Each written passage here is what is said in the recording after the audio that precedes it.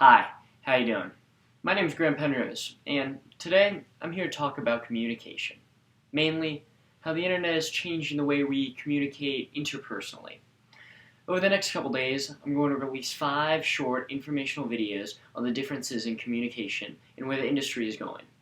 To do this, we need to start by looking at why we communicate with one another. Now, humans communicate to share and receive information. This information could be feelings, data, motivation, all things people need to thrive. We communicate to feel part of society.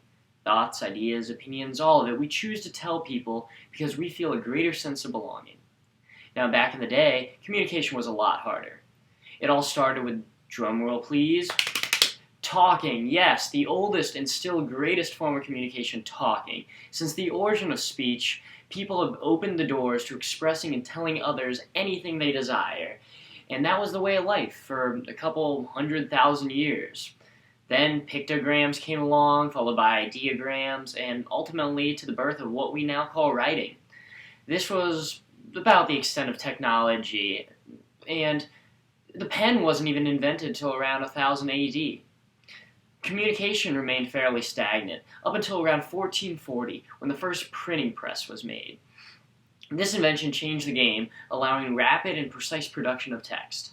It is hard to imagine the astonishment that was probably on people's faces back then.